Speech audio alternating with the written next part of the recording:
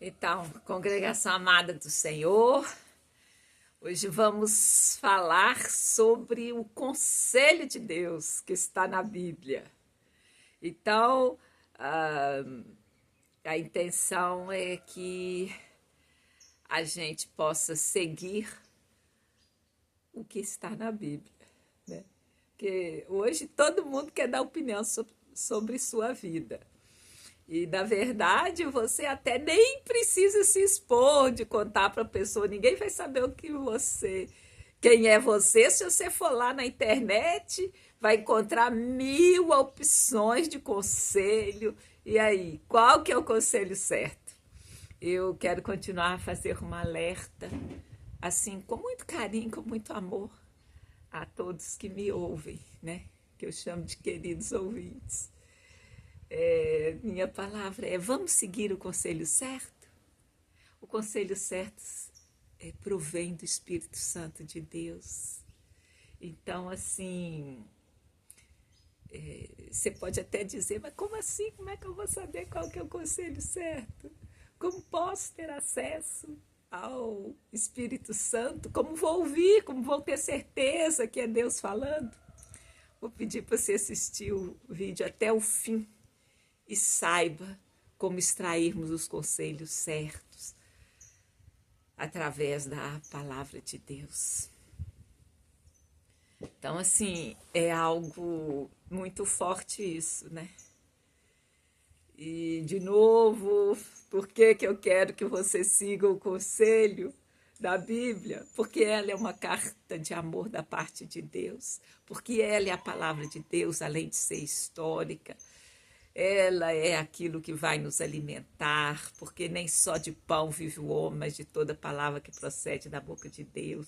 Porque ela que é divinamente inspirada pelo Espírito Santo, é proveitosa para ensinar, para arguir, para argumentar, para dar resposta, para corrigir, para instruir em justiça.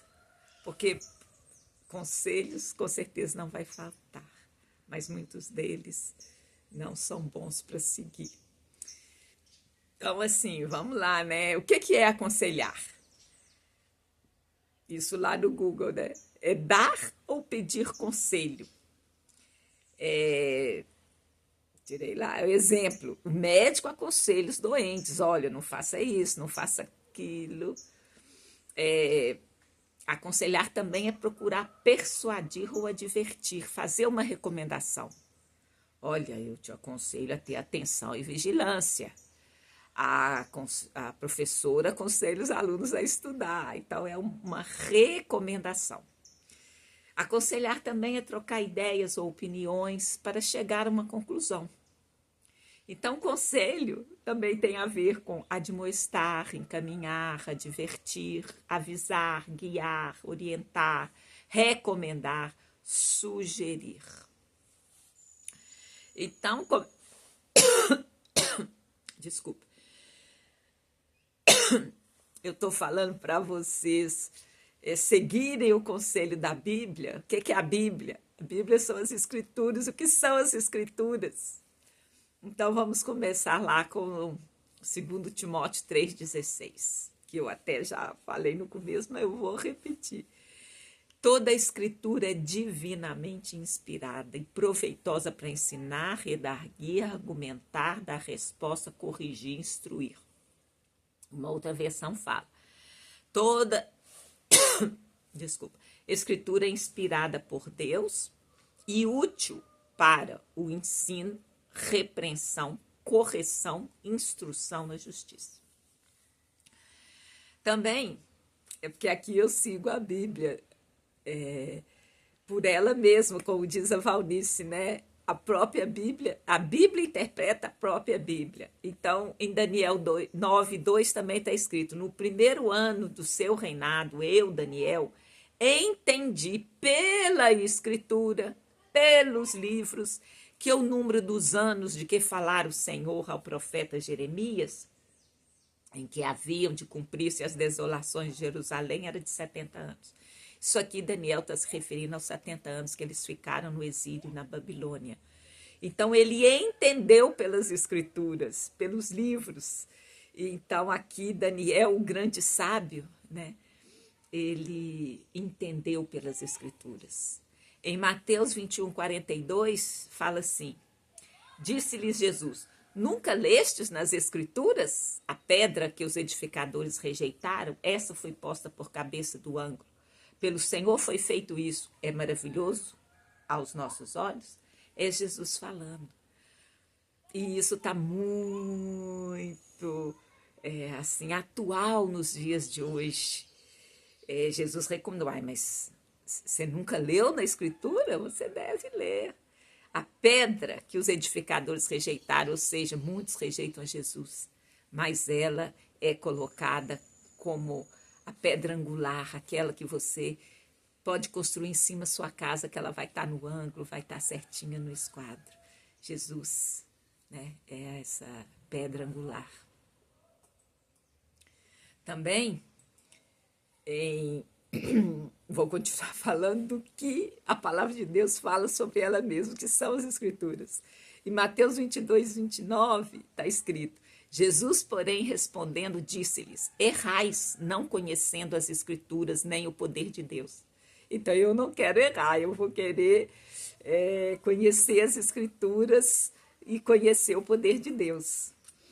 Ainda em Mateus, no capítulo 26, verso 56, diz assim: mas tudo isso aconteceu para que se cumpram as escrituras dos profetas.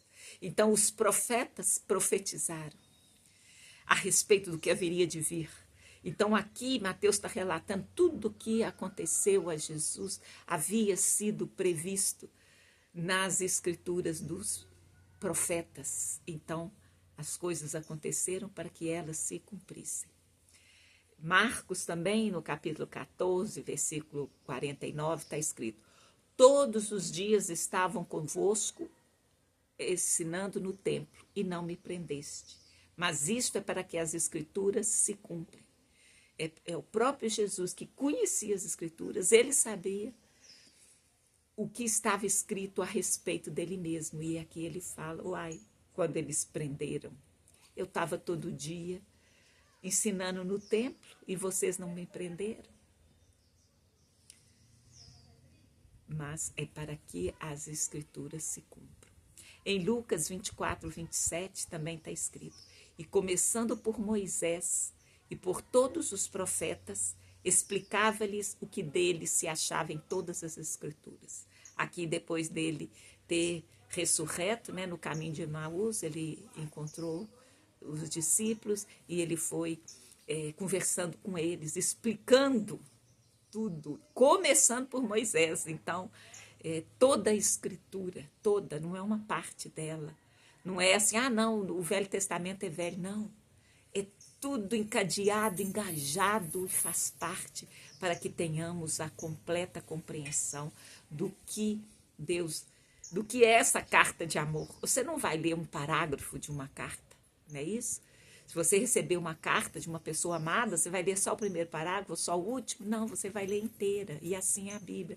Toda ela contém a palavra de Deus, é a palavra de Deus.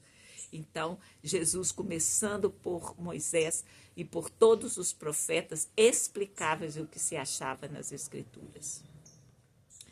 Continuando, ainda vemos Lucas, no próprio capítulo 24, verso 45, está escrito: então abriu-lhes o entendimento para compreender as Escrituras.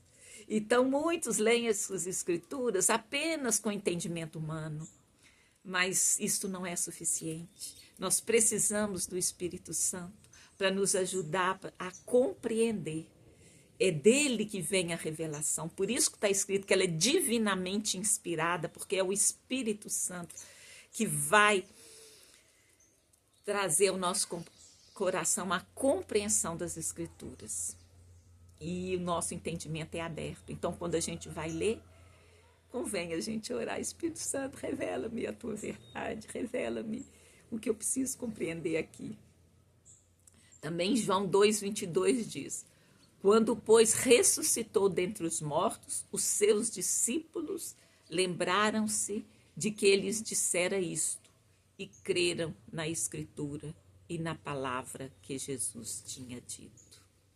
Então, para muitos, né, Jesus precisou de ressuscitar para crer. E nós que estamos aqui, que nem o vimos, mas está escrito, bem-aventurado os que não viram e creram. Então somos nós. Em João também, no capítulo 7, verso 38, está escrito, quem crê em mim, como diz a Escritura, rios de água viva fluirão do seu ventre. Então é a experiência do batismo no Espírito Santo, que haverá um fluir do Espírito Santo, que é a oração em línguas, que através do batismo no Espírito Santo, rios de água viva correrão do seu ventre. Em Atos 1,16 também, homens e irmãos, convinha que se cumprisse a Escritura que o Espírito Santo predisse pela boca de Davi. Então, o Espírito Santo faz cumprir as Escrituras. Então, assim, né? A gente já viu muitos versículos e vamos continuar a ver mais. Hoje vai ser um pouco denso em versículos, mas é necessário, porque todos eles estão falando da verdade da palavra de Deus. Tem um versículo que fala, pela boca de 2 ou 3 testemunhas, toda a palavra estabelecida, que a gente nunca deve aceitar a acusação por uma pessoa só. Então, assim, precisa de 2 no mínimo. E aqui eu estou trazendo um monte para não restar dúvida. Então, em Atos 17:11 está escrito, ora, estes foram mais nobres do que os que estavam em Tessalônica, porque de bom grado receberam a palavra, examinando cada dia nas Escrituras se estas coisas eram assim. Por que a palavra está falando que isso é nobreza? É porque o Senhor mesmo está falando, você não tem que acreditar de cara, você tem que examinar, verificar. Ele se agrada quando você mantém o relacionamento com ele. É livre a gente questionar com a dignidade, com o respeito, mas aqui está falando que o pessoal de Derbe foi mais nobre do que o de Tessalônica, porque eles receberam de bom grado, examinaram as Escrituras para confirmar se é assim mesmo. Então não é para você aceitar de qualquer jeito. Aquilo você vai pedir, o Espírito Santo, ele vai te mostrar, que ele vai entrar no seu coração e você vai ter essa convicção de que é Jesus, que é o Espírito Santo, que ele é a vida eterna. Porque está escrito, a vida eterna é esta, que te conheço a ti como único Senhor e Salvador. Ela começa no dia que você faz esse compromisso de querer conhecer a Jesus, seguir a Jesus. E ele mesmo fala, examine, examine. Em Atos 18:28 também diz, porque com grande veemência convencia publicamente os judeus, mostrando pelas Escrituras que Jesus era o Cristo. Porque Jesus é o Filho. Né? O Cristo é aquele que se colocaria no lugar, é o Messias, aquele que veio cumprir toda a palavra. Então é Jesus, o Cristo. Então Paulo fazia isso, né? Ele era judeu, fariseu, era aquele assim, firme. Mas quando ele teve encontro com Jesus, ele virou, né, outra pessoa. Ele convencia publicamente, mostrando pelas Escrituras, porque ele conhecia muito bem o Antigo Testamento. Então ele pôde mostrar que Jesus Cristo cumpria tudo o que dele estava escrito, que ele era o Cristo. Mais adiante, em Romanos 15:14, está escrito, porque tudo que dantes foi escrito, para o nosso ensino foi escrito, para que pela paciência e consolação das Escrituras tenhamos esperança. Porque a Escritura é uma carta, mas não é uma carta de um parágrafo só, ou 2 ou 3, é uma carta longa, que tem começo, meio e fim, que passa por toda a nossa história, a gente pode se ver nas Escrituras, e é necessário, Deus sabe que a gente precisa de esperança, especialmente nesse tempo conturbado, esse tempo difícil. Então, com paciência, o Espírito Santo vai consolar o nosso coração e a esperança vai continuar. A esperança não vai morrer. Porque dizem, é a última que morre. Não, ela não morre. A esperança é eterna. E em Tiago 4,6 diz assim, mas ele, Deus, nos concede graça maior. Por isso diz as Escrituras, Deus se opõe aos orgulhosos, mas concede graça aos humildes. Por que eu separei esse versículo? Porque é necessário a gente ter uma humildade para ir para Jesus. Porque no tempo de que o homem pode tudo, o homem é o top do top, a arrogância, o orgulho está por cima, às vezes é difícil a gente admitir a nossa limitação. Mas aqui está dizendo, Deus se opõe aos orgulhosos, mas dá graça aos humildes. Em 2 de Pedro 1,20 está escrito, sabendo primeiramente isto, que nenhuma profecia da Escritura é de particular interpretação. O que quer dizer isso? Você não pode pensar simplesmente um versículo fora de contexto e querer basear toda a sua filosofia em cima disso. Aliás, nem é filosofia, né? A Bíblia é vida, não é discurso, não é palavra. Ela é vida, é espírito e é vida. Então, você não pode pensar coisas a seu favor. Isso está cheio aí, pessoas que se desviaram, escolhendo um versículo e querendo viver em cima deles. Não é assim, porque a palavra é lâmpada para os nossos pés. E por que ele referenciou o pé? Porque para caminhar, a gente precisa de um passo após o outro. Então, o nosso caminho é iluminado pela palavra de Deus. Agora eu quero falar assim, eu disse, siga o conselho. Como é que você vai saber? Então, eu estou aqui aproveitando um livro um e-book, na verdade, que o profeta Vinícius Iracete escreveu, que é sobre a revelação do Espírito Santo. Neste e-book, ele fala de 22 maneiras assim, jeito que Deus fala com a gente. Mas eu separei aqui só 7.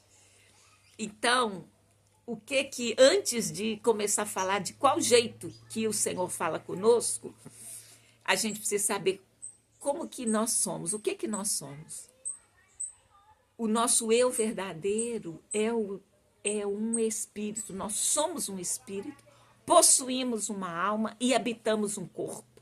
O Espírito é o sopro de Deus em nós. Eu costumo dizer, se você para de sentir, para de pensar, para de agir, você ainda existe. Esse é o sopro de vida de Deus em nós. Então, nós somos um Espírito. E quando você aceita Jesus, o seu Espírito é recriado e o Espírito Santo de Deus vem habitar em você. Então, o sopro divino, quando você aceita Jesus, o Espírito Santo de Deus vem habitar em você. A sua alma é a sua emoção, sua vontade, sua mente. E o corpo são os elementos químicos, né? A tabela química quase toda está aí no nosso corpo. Então, Deus fala conosco porque Ele nos criou para relacionarmos com Ele. Vocês lembram lá do Éden? Que Deus falava com Adão na viração do dia? Então, assim, Ele nos criou para isso. Ele nos ama. Ele deu seu único filho para nos salvar. Jesus veio, morreu, ressuscitou, está sentado à direita de Deus Pai. Então, tem algumas condições, né? A primeira para ouvir a Deus é falar menos e ouvir mais. Porque a própria Bíblia fala, há muitas vozes no mundo e todas têm um sentido. Mas você tem que parar para ouvir a voz do Espírito Santo, a voz de Deus. Então, de quantas maneiras e como é que ele fala? Primeiramente e essencialmente, ele fala pelo Espírito Santo de Deus em nós. Que, como eu acabei de dizer, quando você aceita Jesus, o sopro de vida de ser humano, que todos somos seres humanos, essa vida, né, esse sopro de vida, mas quando você aceita Jesus, o Espírito Santo de Deus recria o seu espírito. Então, Deus fala conosco através do Espírito Santo. Porque quando Jesus morreu, pagou o preço, ele ressuscitou. E quando ele subiu aos céus, ele deixou o Espírito Santo. Olha só o que está escrito em João 14, 26. Mas aquele Consolador, o Espírito Santo, que o Pai enviará em meu nome, esse vos ensinará todas as coisas e vos fará lembrar de tudo quanto vos tenho dito. Então, aqui ainda não tinha acontecido o dia de Pentecostes. O Pai enviará, mas hoje, nós que estamos aqui, ele já enviou. Então, basta você receber Jesus como seu Senhor e Salvador e o Espírito Santo vai recriar o seu espírito. Fala também pela oração em línguas e interpretação, que vem pelo batismo do Espírito Santo. Então, você crê em Jesus e quando você imerge e quer receber o batismo no Espírito Santo como uma experiência distinta do primeiro momento de crer, você ora em línguas, fala uma língua que ninguém entende, mas em espírito fala a verdade, e Deus dá também o dom. Esse dom de falar em línguas é o único dom que é pessoal, que é só seu, que é para o seu crescimento. Todos os outros é para o que for útil, para o bem da igreja, mas a oração em línguas é para a edificação própria. Mas ela também vem junto com a interpretação de línguas, que esse também é para a igreja. Quando você entende o que você ora, você pode estar edificando vidas de outras pessoas. Então, em 1 Coríntios 14, 55, está escrito: gostaria que todos vocês falassem línguas, mas prefiro que profetizem. Quem profetiza é maior do que aquele que fala em línguas, e não ser que as interprete para que a igreja seja edificada. Então, ele está pondo uma ordem aqui, porque a oração em línguas é particular, ou pode ser em público também, para que haja interpretação. Como é que alguém vai saber interpretar se a pessoa não ouviu? Então, eu acredito, né, há pessoas que a oração em línguas não pode ser feita em público, mas qual o sentido de interpretar? Né? Que Paulo está falando, é para ser interpretada. Então, é para que a igreja seja edificada. E como a igreja vai ser edificada? A igreja é a reunião de pessoas que buscam o Senhor. Então, é uma forma que Deus fala conosco, através da oração em línguas. Ele fala pela Bíblia. Olha a fala que eu disse antes, agora está aqui a origem, né? Onde está? O Salmo 119, 105, que diz assim: lâmpada para os meus pés é a tua palavra e luz para o meu caminho. E você não dá um passo na sua vida, você está milhares e milhares e milhares. E o passo, ele pode ser um anão, uma pessoa de 2 metros, o passo é mais ou menos ali, de 50 centímetros a 1 metro, por exemplo, não varia tanto. Então, é passo por passo. Então, ele é lâmpada para o pé. Manda dar um passo para frente, virar à direita, virar à esquerda, seguir mais em frente. É assim. A Bíblia é um conselho, é uma carta de amor de Deus para nós, para a vida inteira, para todos os momentos, todas as situações da vida. O Senhor fala conosco através da paz interior. Olha o que está lá em Colossenses 3,15. Que a paz de Cristo seja o juiz em seus corações. Então, você está ali, eu faço o quê? Faço isso ou faço aquilo? A paz interior, ela vai ser um juiz para que a gente possa discernir o que fazer. Então, Paulo está falando para os Colossenses que essa paz de Cristo seja o juiz em seus corações, visto que vocês foram chamados a viver em paz, como membros de um só corpo, e sejamos agradecidos. Então, a gratidão, a gente já viu aí, é uma porta aberta para ouvir a voz de Deus. Deus fala também pela intervenção sobrenatural. Está lá em Mateus 19, 26. Jesus olhou para eles e respondeu: para o homem é impossível, mas para Deus todas as coisas são possíveis. Então, existem milagres no dia de hoje, pessoas estão sendo ressurretas, pessoas estão tendo visões e sonhos com Jesus e estão aceitando Jesus, isso no Afeganistão, no Irã, naqueles países, na China, países onde o evangelho é 100% proibido, a pessoa é presa, é uma perseguição horrível e o evangelho está crescendo nesses países. E aí vem o próximo, esse exemplo eu dei já avisando, a próxima forma com que Deus fala, pelos sonhos e visões. Está lá em Joel 2,28. E depois disto, derramarei do meu espírito sobre todos os povos. Os seus filhos e as suas filhas profetizarão. Os velhos terão sonhos, os jovens terão visões. Então, Deus tem feito maravilhas ao redor do mundo. E Ele quer que todos sejam alcançados. Então, isso está à nossa mão. Isso está perto de nós. São maneiras que Deus pode falar conosco, que a gente pode seguir o conselho dele. Não é pela nossa própria força, é pelo Espírito Santo de Deus. E o Senhor fala por profetas e profecias. Vamos ver aqui em Atos 11, 27 e 28, diz assim: naqueles dias, alguns profetas desceram de Jerusalém para Antioquia. Um deles, Ágapo, levantou-se e pelo Espírito predisse que uma grande fome sobreviria a todo o mundo romano, o que aconteceu durante o reinado de Cláudio. Então, isso é um fato histórico. Então, profetas e profecias podem, falar conosco e a gente pode ouvir o conselho de Deus através destas formas. Então, eu falei no início, siga o conselho de Deus. Como seguir? Como diz, agarrando com Jesus e orando ao Espírito Santo para falar conosco, e nós vimos aqui, são 7 das 22 formas que o profeta Vinícius falou, mas só essas 7 aqui já são suficientes para você, com segurança, seguir aquilo que está na palavra de Deus, porque só o Espírito Santo pode fazer. Mas aí eu vou apresentar mais um ponto que o profeta apresentou no e-book dele. Só que às vezes a gente não ouve, porque Deus está em silêncio. Então, o silêncio também é uma voz, é um código. Então, quais seriam 3 maneiras por que Deus fica em silêncio? Que às vezes a gente fica ansioso, não, mas eu estou buscando e a resposta não vem.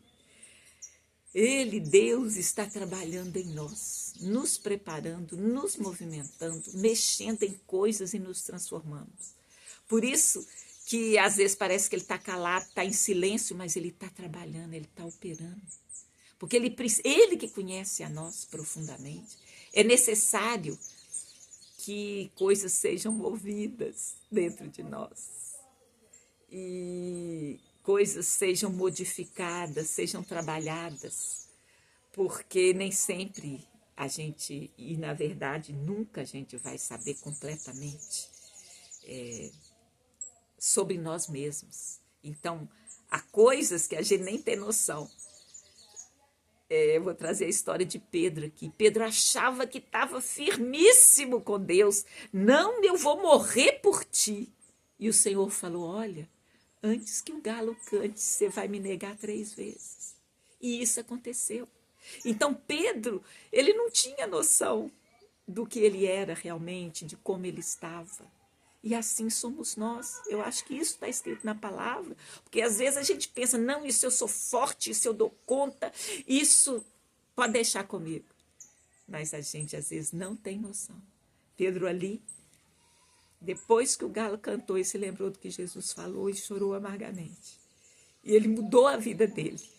Ele entregou completamente, veio a ser martirizado por essa mesma palavra.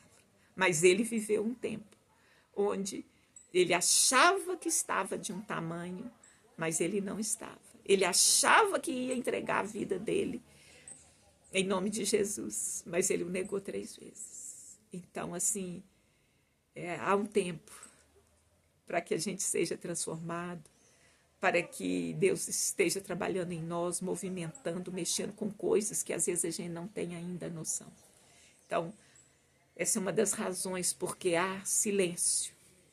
Outra razão pelo silêncio é quando Deus está trabalhando em circunstâncias, não em nós, mas em circunstâncias da vida.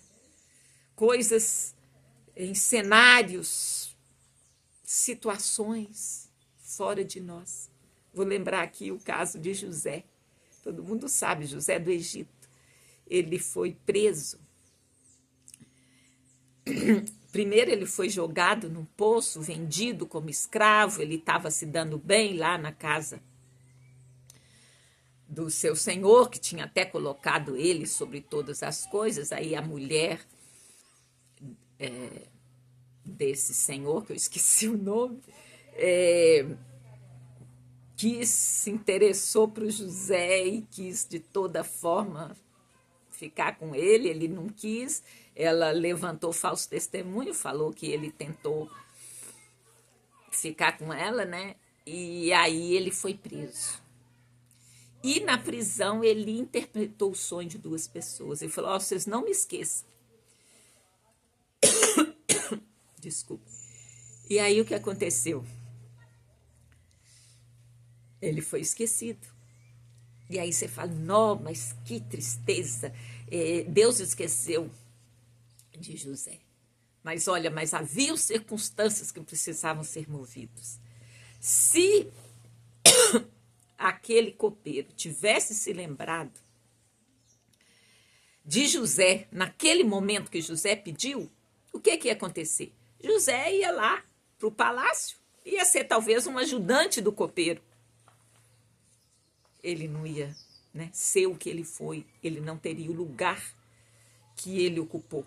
Então precisou de um tempo até que o faraó tivesse aquele sonho das 7 vacas, magras e gordas, tivesse o sonho das 7 espigas, e o copeiro se lembrou: na prisão tinha alguém que interpretou meu sonho. E aí José foi chamado. Mas ele foi chamado para a presença do faraó. E este foi o momento que José pôde ser exaltado. Então, há um tempo, há um processo, há um momento e há circunstâncias externas que às vezes a gente pensa assim: Deus só já trabalhou comigo, eu já estou pronto. Mas as circunstâncias ainda não estão preparadas para o plano e propósito que Deus tem para você. Então, muitas vezes, o silêncio vem nesta situação, que Deus está trabalhando nas circunstâncias no cenário. E outra situação é quando Deus está travando batalhas invisíveis. Lembra que Daniel orou e 21 dias a oração demorou para chegar? E ali havia uma batalha no céu. Então Deus, ele pode estar travando batalhas invisíveis que a gente não sabe, para limpar esse caminho, para preparar essas circunstâncias. Então Deus, ele fala de 22 formas, como diz o profeta. Ele fala com essas 7 que eu enumerei aqui, mas também o silêncio dele é significativo, é um código. O próprio silêncio é uma voz, porque ele está trabalhando em nós, está trabalhando nas circunstâncias e está travando batalhas invisíveis para nós. Então agradeça a Deus pelo silêncio e continue na presença dele. E você saberá o que fazer ouvindo a voz dele, ainda que seja a voz do silêncio. Então vamos lá para o versículo-chave. Então eu vou citar 2 aqui. João 14, 26. Mas aquele Consolador, o Espírito Santo, que o Pai enviará em meu nome, ele vos ensinará todas as coisas e vos fará lembrar de tudo quanto vos tenho dito. Quem é esse Consolador? É o Espírito Santo, que o Pai enviará em meu nome, já enviou, já está, depois que Jesus ressuscitou o primeiro dia de Pentecostes e nunca mais parou de enviar o Espírito Santo de Deus. Ele vos ensinará todas as coisas. Não falou: eu vou ensinar essa, não vou ensinar todas. Então é conselho para todas as áreas da sua vida, você tira da palavra de Deus. E ele vai fazer lembrar de tudo o que ele disse. E em 2 Timóteo 3,16 também está escrito: toda escritura é inspirada por Deus, útil para o ensino, para a correção, repreensão, instrução em justiça. Então, assim, siga o conselho de Deus que está explícito na sua palavra escrita, na comunhão com o Espírito Santo, através da oração em línguas, da interpretação, da visão de sonhos, da paz interior, das coisas sobrenaturais que acontecem. Deus está falando conosco. E nós precisamos de nos aquietar, fazer silêncio para poder ouvir, senão é tanta confusão, tanto barulho, que você não vai ouvir. Então aquiete-se na presença de Deus. Acalme-se.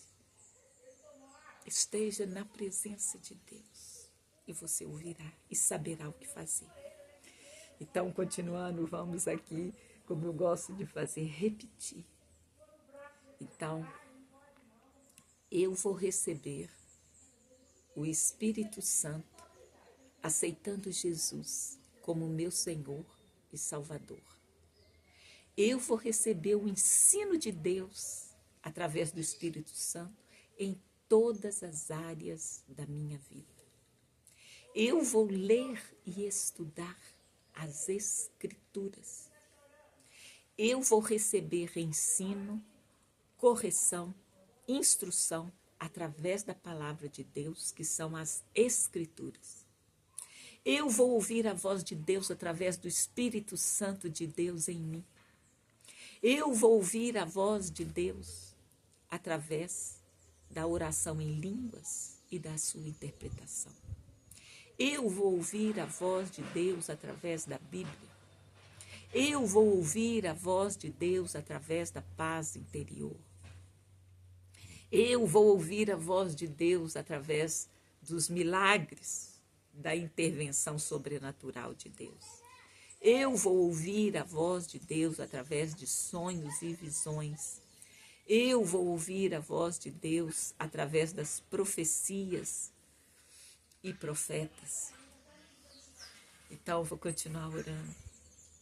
Senhor, meu Deus, eu agradeço por estar viva, agradeço pela sua vida, porque você está me ouvindo aqui agora, você está vivo, tem a faculdade de ouvir. Eu agradeço a Deus, porque eu fui alvo do teu amor, e você também pode ser alvo do teu amor, se ainda não é. Obrigada pelo teu Santo Espírito, que me ensina todas as coisas, que me faz lembrar de tudo o que o Senhor disse, que me aconselha em todas as áreas da minha vida. Obrigada pela tua voz e também pelo seu tempo de silêncio, que a gente viu que está trabalhando em nós, nos transformando as circunstâncias e batalhando batalhas invisíveis. Eu quero pedir que o Senhor Deus abençoe a cada um de vocês, que vocês tenham uma ótima semana, no nome santo de Jesus, o Messias de Israel.